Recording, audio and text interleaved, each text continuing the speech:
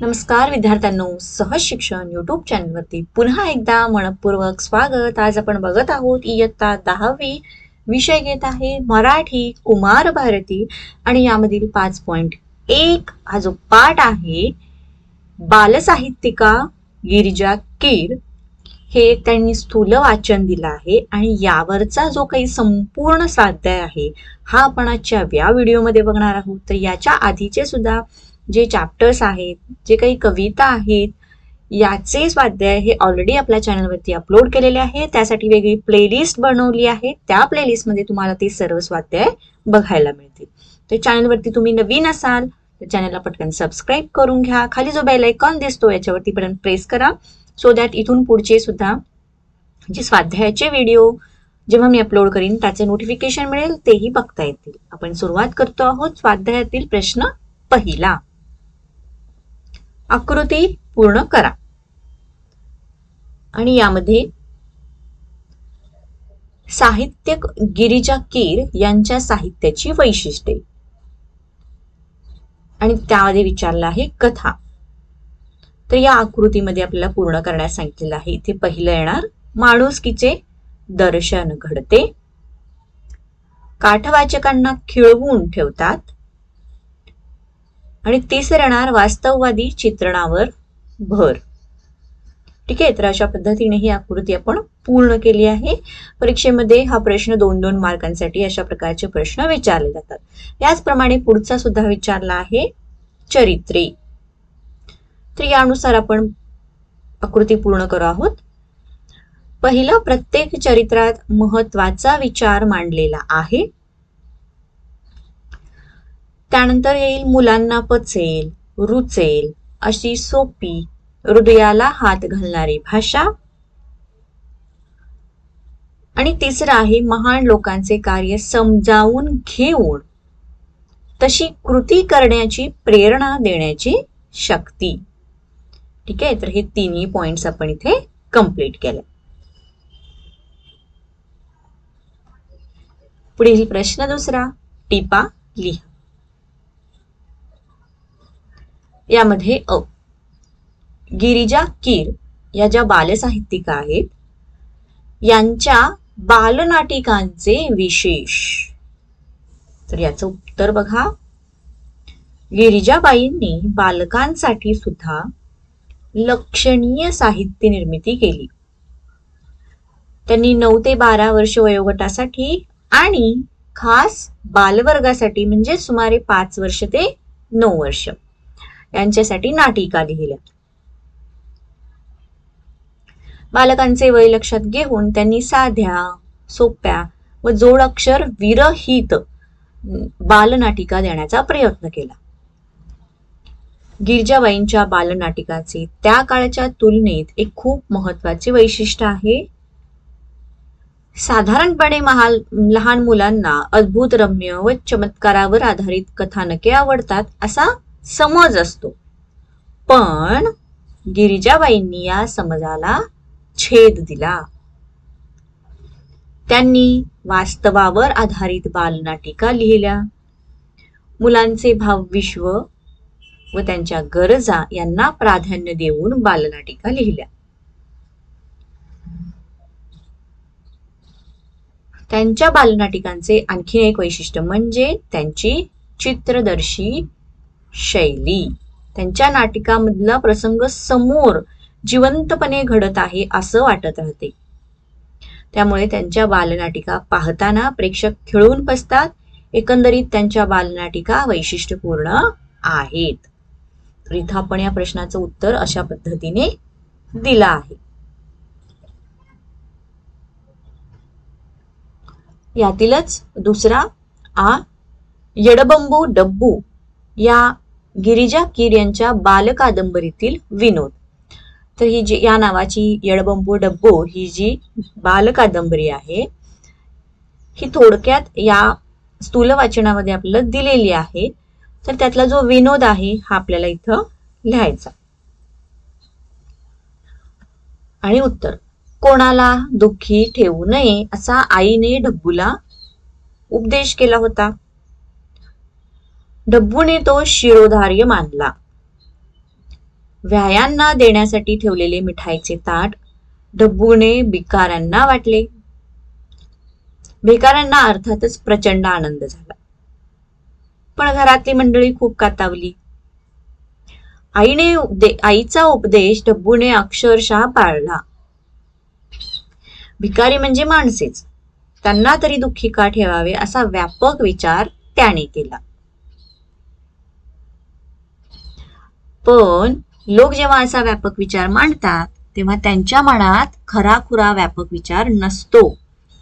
लोक संस्कृत विचार करतात, सर्वांशी प्रेमाने वागावे असे म्हणताना त्यांच्या मनात सर्व म्हणजे घरातली माणसं किंवा फार फार तर नातेवाईक, शेजार पाजारी, मित्रमंडळी इत्यादी असतात. पण जात धर्म यांचा विचार करू नये असे त्यांच्या मनात नसते. यातून विसंगती निर्माण होते.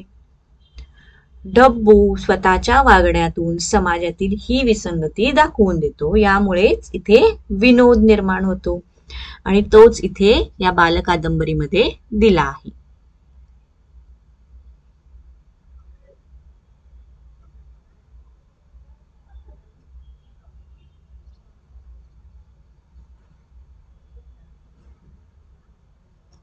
पुढील आहे प्रश्न 3. मधूचे कृत्य संवेदनशील मनाचे उत्तम उदाहरण आहे. या विधानाबाबत तुमचा अभिप्राय स्पष्ट करा. तर चला याचं उत्तर आपण बघू. तर विद्यार्थ्यांनो, व्हिडिओ आवडत असेल तर व्हिडिओला पटकन लाईक करा. चॅनलला तुम्ही अजूनही सबस्क्राईब केलं नसेल तर चॅनललाही सबस्क्राईब करा. उत्तर: आईवरील प्रेमापोटी कोणतीही कृती करायला मधू तयार होतो. तो एका गृहस्थाचे पाकिट मारतो. पुढे पाकिटातील चिठ्ठीवरून मधूला सत्यस्थिती कळते. आपण चोरलेल्या पैशांमुळे त्या गृहस्थाच्या आईला जीव गमवावा लागू शकतो. या विचाराने तो व्याकुळ होतो आणि पाकिटात असलेल्या पत्त्यावरून ताबडतोब पैसे परत करण्याचा तो निर्णय घेतो.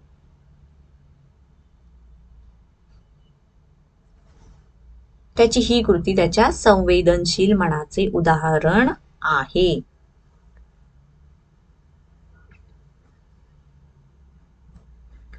आपल्या कृतीमुळे कोणाचा तरी मृत्यू ओढवणे हा क्रूरपणाच होय हे त्याला जाणवते.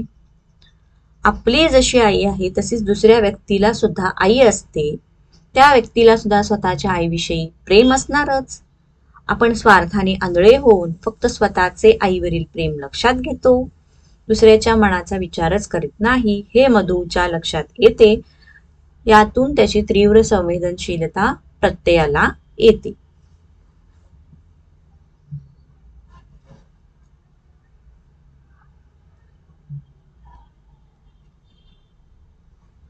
प्रश्न 4. साहित्यकृतीचा आस्वाद घेताना लक्षात घ्यायचे मुद्दे तुमच्या शब्दात स्पष्ट करा.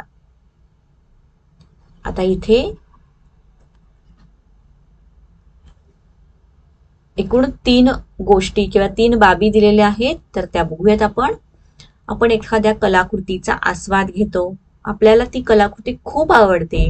इतरांनाही त्या कलाकृतीचा आस्वाद घ्यावा असे आपल्याला मनोमन वाटते. अशा वेळी आपण बोलतो किंवा लिहितो तो रसास्वाद असतो. रसस्वाद परिपूर्ण होण्यासाठी पुढील बाबी लक्षात घ्यायला हव्यात. तर त्यामध्ये कलाकृतीचा आशय किंवा कथानक, व्यक्तिरेखा मनाला पटणाऱ्या असल्या पाहिजेत.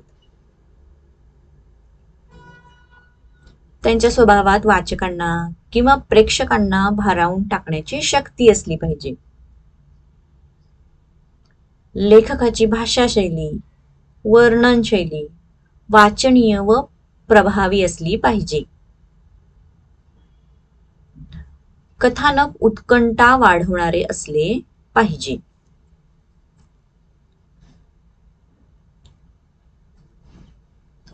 आपल्या समोरची कलाकृती ही कविता असेल तर त्या कवितेतून कवी कोणता भाव व्यक्त करू पाहतो हे लक्षात घेतले पाहिजे.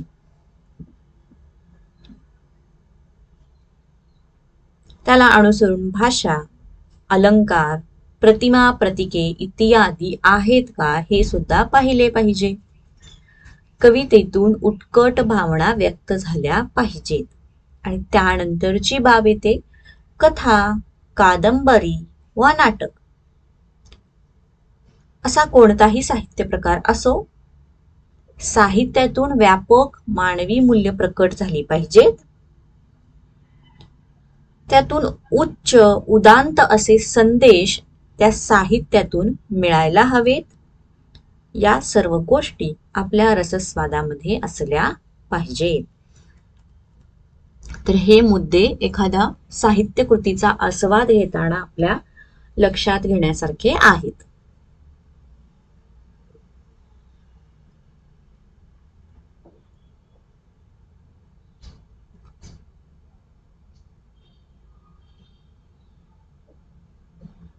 ठीक आहे, तर पुढचा प्रश्न आहे भाषा सौंदर्य. म्हणजे थोडक्यात आपल्याला इथे त्यांनी काही शब्द दिले आहेत. या शब्दाचे समानार्थी शब्द घ्यायचे. जो समानार्थी शब्द जोडाक्षर असला पाहिजे, त्या जोडाक्षराचे आपल्याला 2 विविध शब्द बनवायचे आणि मग त्यानुसार त्याचा अर्थ लिहायचा आहे. तर उदाहरणार्थ त्यांनी दिलेला आहे छान. तर छान याला समानार्थी शब्द जोडाक्षरामध्ये येतो मस्त. मस्त याचे 2 वेगवेगळे आपण बनवणार आहोत शब्द. एक तर मस्त म स येणार आणि म त येणार. मग मस म्हणजेच काय चामखीळ किंवा अंगावरील तीळ येतो. आणि मत म्हणजेच काय आपला सल्ला किंवा आपला अभिप्राय. ठीक आहे, तर हे आपण पहिलं बघितलं उदाहरण. याचप्रमाणे दुसरं इथे बघा खरे. आता खरे यालाच आपल्याला समानार्थी शब्द बघायचा आहे ज्याच्यामध्ये जोडाक्षर असलं पाहिजे. तर खरे याला समानार्थी शब्द आपण बघितला तर तो येतो रास्त. मग रास्त यावरून आपल्याला 2 शब्द बनवायचे पुन्हा. एक तर रास आणि रात. मग रास, आता रास याचा अर्थ काय होतो ढीग आणि रात याचा अर्थ काय होतो रजनी किंवा रात्र. ठीक आहे, त्याचप्रमाणे दुसरं कविता. आता कविताला सगळ्यात सोपा असा समानार्थी शब्द ज्याच्यामध्ये जोडाक्षर आहे तो आहे काव्य. आता या काव्य शब्दावरून आपल्याला 2 वेगवेगळे शब्द होतात. एक तर काव आणि काय. ओके, तर काव म्हणजे काय गेरू किंवा तांबडी माती असते बघा, त्याला आपण काव म्हणतो. आणि काय म्हणजे हा एक प्रश्नार्थक अव्यय आहे. तसेच पुढचं बघूयात आपण. त्यांनी दिलेला आहे प्रशस्त किंवा टोलेजंग. आता या प्रशस्तला किंवा टोलेजंगला समानार्थी असा जोडाक्षर असणारा शब्द येतो तो म्हणजे भव्य. भव्य मधून 2 अक्षर भ व आणि भ य. आता यामध्ये पहिला आपण भय घेतलं तर भय म्हणजेच काय धास्ती किंवा भीती. आणि भव म्हणजे काय संसार. तसंच सारखेपणा. सारखेपणाला येणार साम्य. साम्य पासून साम आणि सा य. साम म्हणजेच ते एक वेदाचं नाव आहे किंवा गोड बोलणे आपण म्हणतो. आणि साय म्हणजे दुधावरची मलई. त्यानंतर पसंत. तर पसंत म्हणजे याला समानार्थी शब्द येतो की मान्य. पसंत आहे किंवा मान्य आहे, राईट. तर मान्य पासून आपण 2 शब्द बनवू शकतो. एक तर मान आणि माय. मान म्हणजे काय गळा, एक आपल्या शरीराचा तो अवयव आहे. किंवा त्याचा दुसरा अर्थ असतो मान म्हणजेच काय आदर. आणि माय म्हणजे ज्याला समानार्थी शब्द कुठला येतो किंवा त्याचा अर्थ काय येतो आई, जननी. ओके,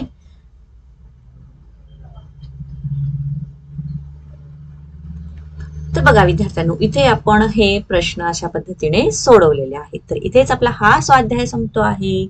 तुम्हाला जर व्हिडिओ आवडला तर व्हिडिओला पटकन लाईक करा, तुमच्या फ्रेंड्सना शेअर करा अजूनही तुम्ही जर चॅनलला सबस्क्राईब केलं नसेल तर चॅनलला पटकन सबस्क्राईब करा. थँक्यू. Bye bye.